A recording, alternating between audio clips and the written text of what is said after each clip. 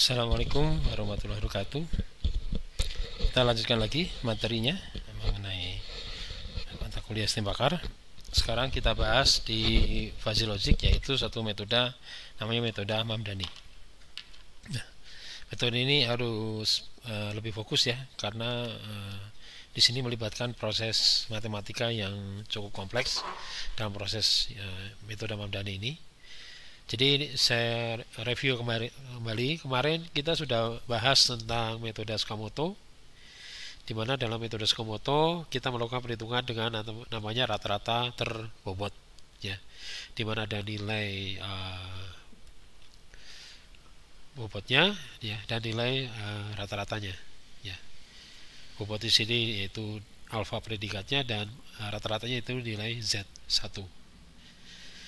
Nah, sekarang metode Mamdani, ya, metode Mamdani ini perbaikan dari metode Sakamoto, bisa dikatakan seperti itu. Dimana di sini coba melakukan pendekatan dalam memperkirakan ini satu nilai itu supaya lebih akurat gitu ya. Jadi kalau kemarin kan di sini soalnya kemarin kita ada metode Sakamoto bahwa permintaan itu 4000, ya.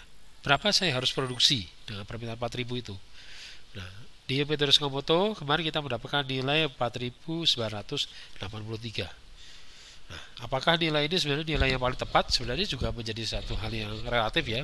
Artinya kalau di fuzzy itu hal menjadi nilai pasti itu tidak ada, tapi nilai kurang lebih pendekatannya. Ya. Nah, jadi dari permintaan 4000 di sini ternyata produksi yang lebih tepat adalah 4983, walaupun permintaannya 4000. Nah, sekarang untuk kasusnya sama, kita coba dengan menggunakan pendekatan Mamdani. Nah, pendekatan Mamdani di sini adalah sebenarnya kurang lebih ada berapa kesamaan, tapi perbedaannya adalah di sini yaitu ada proses namanya komposisi aturan, ya. Yaitu ada metode max aditif probabilistik, ya, atau kasus ini digunakan metode max, ya, ada namanya metode max. Kalau kemarin kan di metode Sakamoto menggunakan metode mil, ya, mencari bobot yang terkecil ya yang digunakan. Nah, kalau di metode Mamdani ini adalah menggunakan metode max. Nah, terus kemudian ada namanya proses yang agak berbeda, namanya proses penegasan atau defazi. Jadi kalau fuzzy itu kan seolah-olah menjadi daerahnya abu-abu, tidak jelas, ya, relatif, sehingga seolah-olah menjadi tidak tegas. Ya, memang fuzzy itu mengakomodir sesuatu yang memang jawabannya itu tidak bisa sesuatu tegas, itu kan berarti pasti A atau B. Nah, ini daerah yang kurang lebih lah antara sekian-sekian. Nah, itu artinya daerah fuzzy. Nah, ini yang daerah yang tidak tegas tersebut dilakukan defazi. Nah, dalam proses Mamdani ini melakukan namanya defazi, ya. Nah, defazi ini dengan cara bagaimana? Dengan mencari namanya metode centroid, ya, atau nilai, ya, nilai senternya, ya. Dengan bagaimana kita bisa mendapatkan dengan metode centroid ini, kita melakukan namanya proses penegasan atau defazi. Nah, bagaimana proses terjadinya adalah misalnya kita punya daerah fuzzy seperti ini, ya. 1 seperti ini, 2 seperti ini, 3 seperti ini. Kemudian, nah, prosesnya di sini adalah 3 daerah fuzzy ini kita gabung. Ya, ini belum defazi ya, tapi ini kita gabung daerah fuzzy ini menjadi bentuknya seperti ini. Ya, jadi yang kecil ini, yang kecil ini adalah yang ini. Terus kemudian yang kedua adalah yang ini, ketiga adalah yang ini. Nah, ini prosesnya jadi berudak-udak seperti ini. Ya. Nah, kemudian setelah ini didapatkan, nah, ini kita hitung nilai Z-nya di sini, ya. Nah, Z-nya di sini adalah, sebentar, saya zoom ya. Oke. Nah, ya. Nah, nilai Z-nya itu nilai Z di sini nanti harus kita cari nilai titik-titik ini. 1, 2, 3, 4, ya, 5, 6. Ini harus dicari. Nah, itu sebenarnya daerah yang sebut namanya daerah Z-nya. Daerah Z-nya ini kita melakukan daerah namanya daerah defazi. Nah, untuk menghitung ini, nah, nanti di sini kita menggunakan formula, yaitu menggunakan persamaan integral, ya. Mungkin masih ingat ya, dulu pada saat pelajaran kuliah kalkulus belajar integral. Nah, ini mata kuliah di sini kita menggunakan pendekatan integral, ya. Ya, di mana Z, UZ, DZ dibagi UZ DZ. Nah, UZ itu kan nilai fasinya nih. Ya, nilai fasinya. Nilai fasinya dan nilai Z-nya ya. Z yang ini ya, yang di sini, Z yang di sini untuk mendapatkan Z-nya di sini. Ya, jadi ini maksudnya Z itu Z-nya di sini. Kemudian dibagi integral UZ DZ. Ya, jadi ini apa namanya? Ini daerah derajat keanggotaannya. Ini derajat keanggotaannya ya. Nilai Z ini ya, nilai Z ini nanti satu variabel. Di sini nanti ada juga suatu persamaan ya, tergantung bentuk garisnya. Ya, nah ini integral ini kan sebenarnya kalau dibuat bisa menjadi bentuk seperti sigma. Ya. Nah, untuk kasus ini kita gunakan integral. Nah, di metode Mamdani ini seperti ini ya, seperti lihat di sini. Ya, kembali pada contoh sama di slide pada slide 119 ya, yang slide-nya tadi. Himpunan fasi pada setiap variabel juga sama seperti penyelesaian pada contoh tersebut. Sekarang kita awali dengan mengaplikasikan fungsi implikasi untuk setiap aturan, karena itu menggunakan metode Mamdani. Maka fungsi aplikasi yang kita gunakan adalah fungsi min. Ya. Aplikasi fungsi aplikasi, misalnya ada aturan if permintaan turun dan persediaan banyak dan produksi barang berkurang. Ya. Nah, di sini kita sudah dapatkan ya dari lalu bahwa bobot untuk 4000 adalah 0,25 dan bobot untuk banyak adalah 0,4. Nah, ambil di sini nilai minimumnya ya, nilai minimumnya kita ambil di sini ya, di sini 0,25 0,4 kita ambil yang 0,25. Nah, bentuk garisnya jadi seperti ini. Nah, itu ya. Bentuk garisnya seperti ini. Ya, bentuk bidangnya ya. Kemudian untuk yang kedua, nah, yang kedua di sini ya, rule kedua if permintaan turun dan persediaan sedikit dan produksi barang berkurang. Maka di sini yang 4000 0,25, 300 0,6, derajat keanggotaannya kita ambil 0,25. Nah, di sini kita dapat 0,25 di sini. Bentuk bidangnya seperti ini. Kemudian if permintaan naik dan persediaan banyak dan produksi barang bertambah. Nah, produksi barang bertambah, jadi di sini 0,4, 0,75 ambil 0,4. Bentuk bidangnya yang ini dipotong jadi seperti ini sehingga menjadi seperti ini. Nah, ada 4 ya, ada 4, 1 bentuknya ini, 2, 3. Nah, satu lagi ya, yang 4 ini, ya 4. Nah, di sini kita lihat nih perbedaannya ya. Bentuk yang R1, rule 1, ya rule 1. Yang rule 1 yang ini dengan rule 2 kita lihat bentuknya sama ya. Nah, sekarang yang R3 bentuknya seperti ini. Ya, mirip dengan R4 tapi berbeda ya. Kalau R3 ini di 0,4. Kalau R1 itu kan adalah di 0,25, R2 ya maksud saya. Kemudian R1 juga di 0, salah ini R4 ya. Nah, ini R4 ini juga di 0,25. Ini juga 0,25, ini juga 0,25. Berarti sama bidangnya.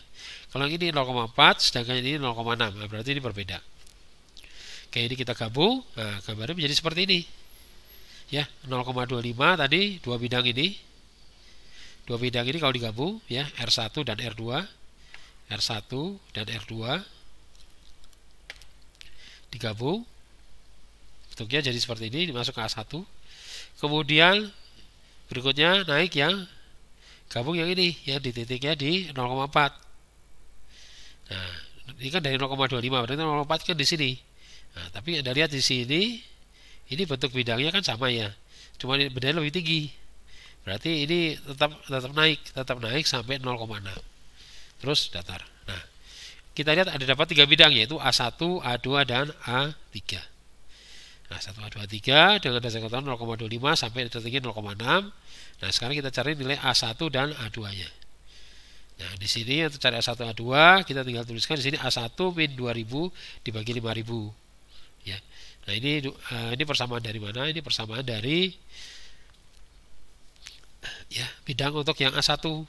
Ya, A1 itu kan. Nah, ini sebenarnya kita kembali ke sini. Nah, di sini ya. Nah, di sini. Itu kan naik ya, bentuk-bentuknya itu bentuk bidangnya. Nah, bentuk bidangnya di sini yang bertambah ya, yang ini yang naik ya. Itu yang naik, yang bertambah. Jadi Z min 2000 per 5000. ya, Z per 2000 per 5000. Nah, ini digunakan di sini. Nah, ini bentuknya untuk A1 ini, ya, A1. Nah, ini juga bentuknya naik, berarti sama nanti A1 min 2000 per 5000. Ya, udah diketahui dari cek anggotaannya, berarti A1 yang dicari. Dapatlah A1 3250. Sedangkan di sini A2 min 2000 per 5000 yang pakai 0,6. Berarti dapatlah A2-nya 5000. Ya, sehingga kita untuk yang ini kita buat lagi fungsi anggotanya. Maka fungsi anggota hasil komposisi ini adalah kalau kurang dari 0,25, ini kan 1,025 ya. Nah, di sini kurang dari maksud saya kurang dari 3250. Ini kan 3250. Ya, ini daerahnya 3250. Ya, maka di sini nilai A1-nya adalah 0,25. Ya. Kemudian ya 0,25 dapat dari sini ya. Ini dapat dari sini. Oh, maaf. Ini angka di sini ya. Ini 3250.000, ini 5000. Berarti di sini kurang dari 3250 adalah 0,25. Kemudian antara 3250 sampai 5000. Nah, ini 310 sampai 5000 ini adalah Z min 2000 per 5000 persamaan ini. Kemudian lebih dari 5000 adalah 0,6. Ya. Gitu ya. Ya, di sini agak berbeda ya. Kalau kemarin kita selalu 0101. Nah, di sini karena kita mendapatkan bentuk dasar anggotaan dari area yang baru. Ya, nah ini yang kita gunakan. Nah, area ini, nah ini kita lakukan devasi. Ya, devasi. Ya, dengan devasi kita hitung luas A1, A2, A3. Nah, itu di sini. Ya, di sini kita berarti antara dari 0 sampai 3250, ya. 0 sampai 3250 dengan nilainya adalah 0,25 ya, 0,25 ininya. Maka di sini 0 sampai 3250 0,25 ZDZ. Nah, kita integralkan ya. Kita pernah belajar rumus integral. Z sama dengan Z kalau diintegralkan menjadi setengah Z kuadrat. Nah, di sini 0,25 dibagi 2 dapat 0,125 Z kuadrat ya. 0 sampai 3250. Kemudian angka 3250 kita masukkan untuk menggantikan Z di sini. Ya, sedangkan 0 ya meski tetap 0. Jadi 0 nggak perlu dihitung ya. Ini aja dihitung 3250 dikuadratkan kali 0,125 dapatlah nilainya ini. Nah, inilah untuk M1. Nah, kemudian kita lakukan sama untuk di daerah yang antara 3250 sampai 5000. Ini kan daerah fase nih. Nah, ini maksudnya kita tegaskan ini. Berapa sih itu nilainya gitu ya. Nilai tegasnya berapa. Nah, 3250 sampai 5000. Nah, menggunakan berarti ini persamaan ini berarti yang persamaan ini kita masukkan. Kita masukkan Z min 2000 per 5000 ZDZ 3250 sampai 5000. Nah, ini kita ya biasa di sini Z per 5000 dikurangi 2000 per 5000 ZDZ.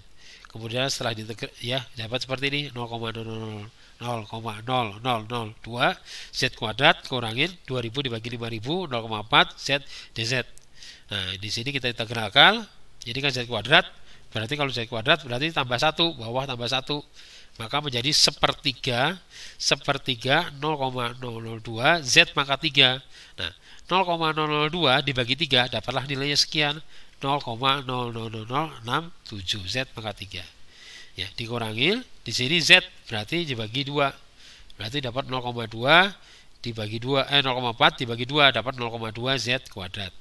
Di area 3250 sampai 5000. Nah, nilai Z ini kita masukkan nilai 5000 dan Z juga kita gantikan masukkan nilai 3250.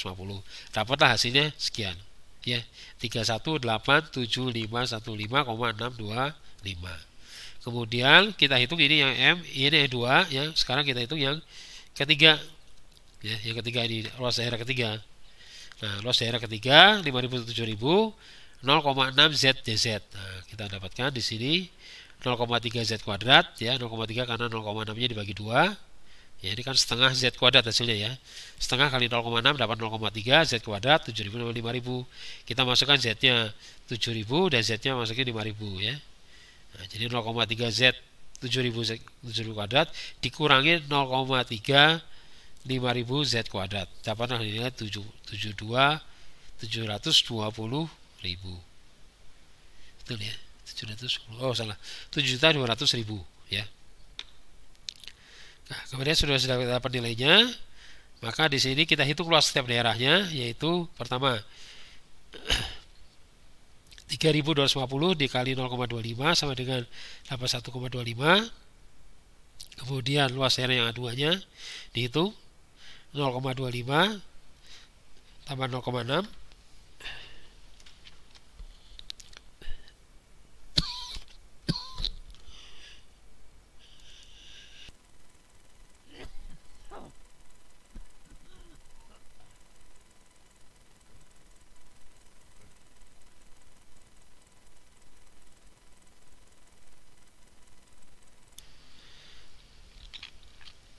maaf ya, kita lanjutkan di sini.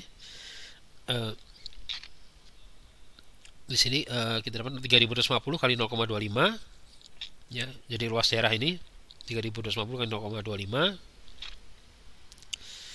Kemudian yang luas daerah yang kedua ya, yang A2 0,25 plus 0,6 kali 5000 kali 3000 kurangi 3250 dibagi 2 dapat nilainya sekian 743,75. Kemudian untuk luas daerah yang ketiga di sini A3 kita 7000 kurang 5000 kali 0,6 dapat nilai 1200. Nah, berarti titik pusatnya kita dapatkan nih. Berapa titik pusatnya? Yaitu dengan memasukkan angka ini dan angka ini. Yaitu 132 dapat dari sini ya. Ditambahkan ini, kemudian ditambahkan ini dibagi, nah yang ini 812,5 tambah 743,75 tambah 1200, sehingga dapatlah nilai. Nah, tadi dapat permintaan 4000 dengan metode ini dapat nilai 4247,74 ya. Nah, ini dengan metode Mamdani ya. Jadi kalau tadi ada perbedaan ya, mana yang paling tepat sebenarnya ya nanti disesuaikan ya dengan data-data historis yang sudah ada, apakah lebih tepat pakai Mamdani ataupun pakai Tsukamoto. Oke, itu mengenai metode Mamdani. Kemudian sekarang kita masuk ke base data fuzzy ya. Base data fuzzy di sini ya, di sini adalah kita mencoba menggunakan fuzzy untuk melakukan suatu keputusan dari data-data seperti ini. Nah, misalnya kita punya data seperti ini ya. Anda perhatikan ya, misalnya ini data karyawan.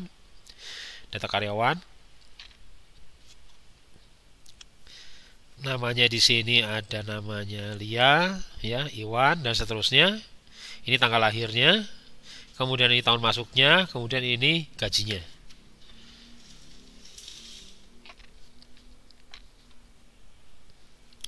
Kemudian di sini kita coba rubah data-data di sini, kita rubah.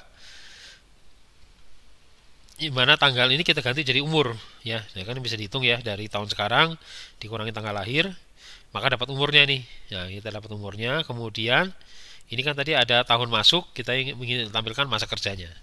Nah, kalau gaji tetap ya, tidak ada perubahan. Jadi kita buat dengan bentuk yang lebih informatif. Dia umurnya berapa dan masa kerjanya berapa lama. Sekarang kenapa ini butuh fuzzy untuk kasus di sini ya? Jadi pada kenyataannya seseorang kadang membutuhkan informasi dari data-data yang bersifat ambigu. Apabila hal ini terjadi, maka kita menggunakan basis data fuzzy. Selama ini sudah ada beberapa penelitian tentang basis data fuzzy. Salah satu di antara adalah model Tahani. Ya, basis data fuzzy, model Tahani, ya tetap menggunakan relasi standar. Hanya saja model ini menggunakan teori model fuzzy untuk mendapatkan informasi pada query-nya. Oke, nah, ini kita lihat nih. Sekarang kita coba buat data di sini, ya, buat kategori ada muda, parubaya, sama tua. Mungkin ada pertanyaan nih, bagaimana saya menentukan muda atau parubaya atau tua? Ya, ini bisa berbagai cara sih ya.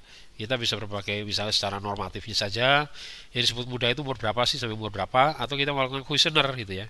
Karena bisa jadi untuk setiap kasus yang dikatakan muda itu bisa berbeda-beda. Ya.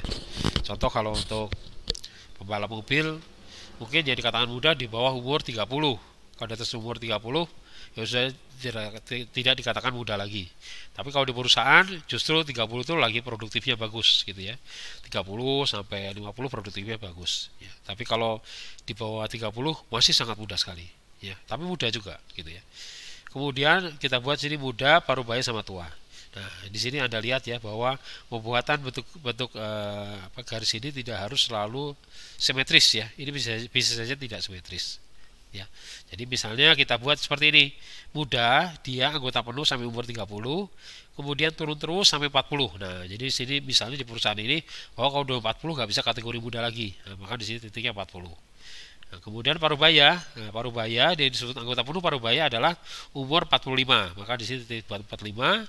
Kemudian kita tarik bentuk segitiga. Jadi dikatakan parubaya di sini misalnya sampai umur 35. Kemudian sampai umur 50. Jadi ada area parubaya adalah 35 sampai 50 dengan anggota penuh adalah 45. Kemudian untuk tua, anggota penuh di sini kita buat 50. Ya, di sini 50. Kemudian tidak termasuk tua lagi adalah di umur 40 karena di sini masuk muda.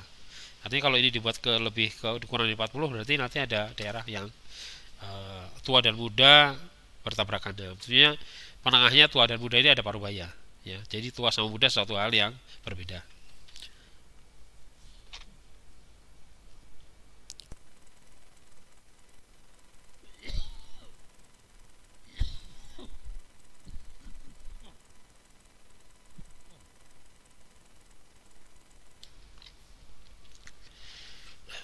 Di sini kita buat persamaannya sama seperti sudah. Anggota penuh muda umur dari 30, anggota parubaya 30 sampai 40 dan anggota tidak muda lagi lebih besar dari 40, maka di sini 0. Ya, ada parubaya sama ini kita buat juga. Ya, 35 sampai 50 itu tidak termasuk kategori parubaya. 35 sampai 45 masuk kategori parubaya dan 45 sampai 50 juga kategori parubaya. Kemudian tua, nah yang tidak masuk tua adalah kurang dari 40. Yang masuk anggota penuh tua adalah lebih dari 50. Kemudian yang antara 40 sampai 50 kategori fazinya ya. Kategori antara bisa dikatakan tua ataupun dikatakan parubaya. Ya, kita tidak mengatakan muda ya karena muda titiknya ketemu di 40. Jadi dia bisa masuk parubaya ataupun bisa masuk tua. Ya, tuanya apakah anggota penuh atau tidak. Nah, di sini dengan pendekatan seperti ini kita buat nih sekarang. Ya, jadi untuk yang umur di sini ya umur 30 kita masukkan. Nah, 30 itu masuk kemana di sini ya? Kita masukin muda bisa nggak? Oh, kalau muda ternyata 30 itu masuknya daerah di sini misalnya. Ini kan kurang dari 30. Oh, anggota penuh juga bisa ya. Berarti di sini 1 muda.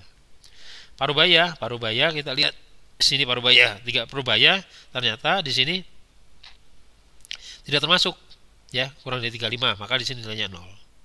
Kemudian untuk tua juga tidak termasuk karena kurang dari 30, maka nilainya adalah 0. Kemudian Iwan ya, Pak Iwan. Nah, di sini Pak Iwan di sini umur 48. Nah, 48 di sini adalah masuk kategori 48 kan daerah di sini ya. Masuk kategori parubaya dan kalau ke atas bisa masuk kategori tua. Jadi tua dan parubaya, nggak bisa masuk ke muda. Maka di sini mudanya 0. Ya, mudanya 0 ya karena lebih dari 40. Parubayanya adalah berapa? 0,4. Berarti di sini ketemu 0,4 48 kalau dimasukin. Ini ketemu 0,4. Kemudian masuk kategori tua adalah 0,8. Ya, jadi di sini umur 48 bisa masuk tua ya. Jadi parubayanya 0,4, tuanya 0,8. Dan seterusnya. Ini kita buat ya. Nah, sehingga dengan data seperti ini kita bisa lihat dengan mudah ya. Misalnya Lia, siapa sih yang kategori muda? Kita tinggal lihat di sini. Mana yang 1? Oh, Lia. Mana yang angkanya? Oh, Sari. Ya, terus Andi. Terus siapa lagi? Amir, Riana. Ini bisa dikatakan kategori muda nih. Yoga nih ya. Kemudian kategori tuanya siapa di sini? Oh, ternyata ada 2 orang, yaitu Iwan dan Budi. Nah, ini yang bisa Anda bandingkan bahwa dengan seperti ini kita bisa nge-view datanya lebih mudah. Karena langsung melihat derajat keanggotaannya tanpa kita melakukan hal untuk kalau seperti ini kita mengatakan muda, tua ataupun parubaya sulit ya karena tidak ada definisi. Nah, ini kita buat definisinya ya sehingga nanti jelas ya, definisi jelas dari sini mana masuk muda, parubaya dan tua. Kemudian misalnya masa kerjanya ini juga dengan cara yang sama kita bisa buat ya, ceritanya dapat seperti ini ya, masa kerjanya tidak ketemu di titik ini tapi ketemu cross segini. Nah, ini saya menunjukkan bahwa sebenarnya pembuatan ini bebas ya. Nah, di sini ya dengan cara sama seperti tadi Kemudian di sini kita hitung dasar anggotanya. Misalnya untuk dia kategori barunya berapa? 0,9. Oh, berarti dia karyawan baru. Karyawan lama kan bukan, ya. Tapi bisa jadi dia masuk ke dua area. Baru iya, lama iya, gitu ya. Hanya sekarang kita lihat baru sama lamanya lebih signifikan mana nilainya. Oh, ternyata lebih lama dia, kategorinya lama. Kenapa?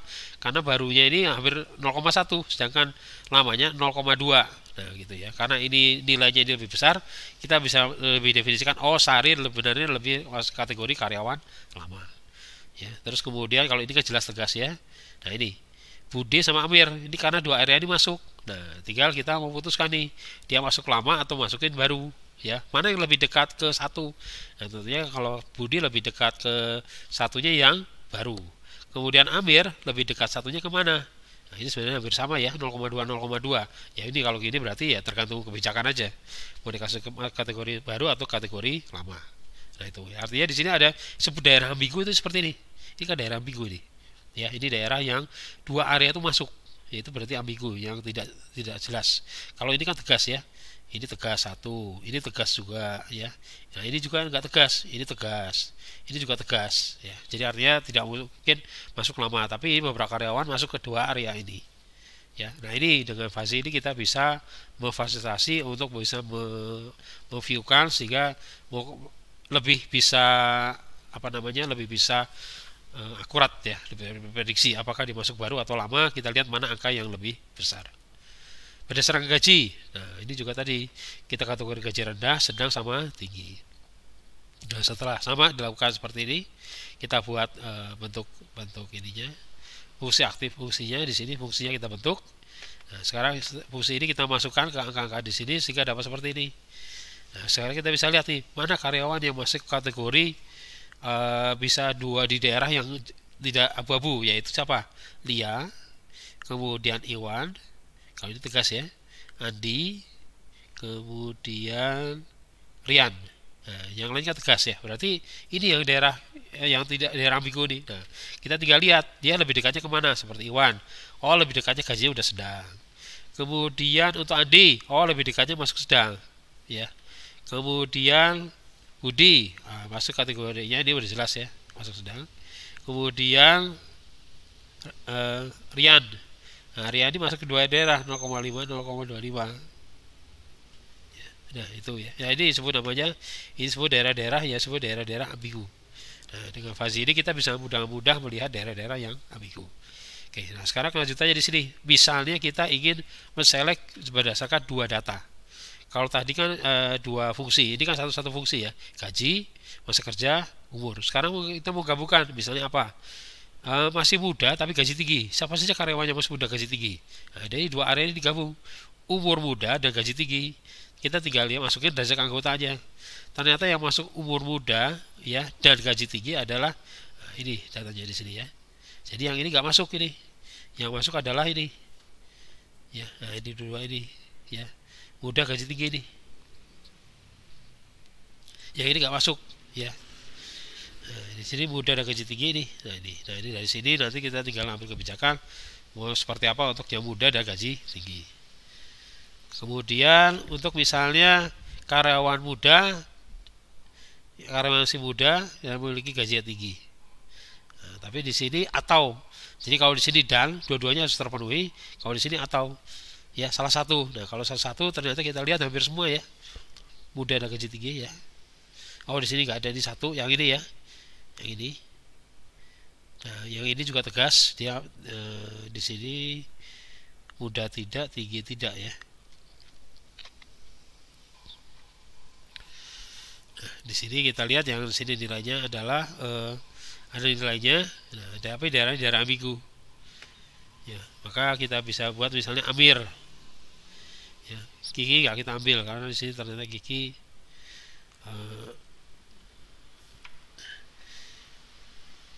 tegas gitu ya. Kiki tegas, Yoga tegas, dia tegas gitu ya. Nah, di sini masuk daerah 2 nih.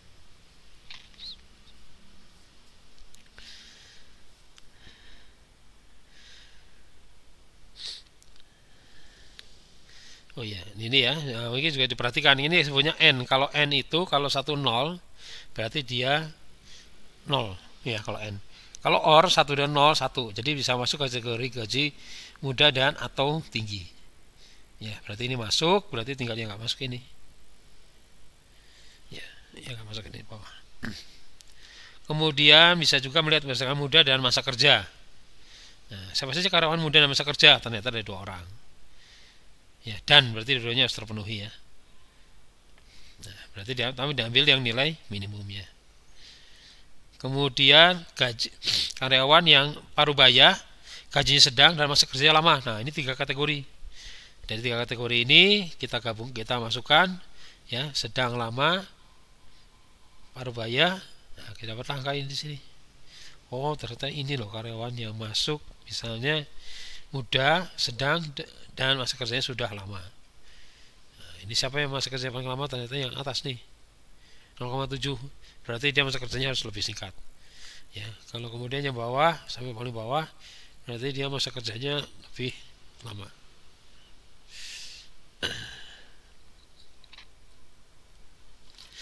Oke, mungkin itu aja materi untuk hari ini, yaitu lanjutan mengenai materi fuzzy logic. Ya. Oke, terima kasih.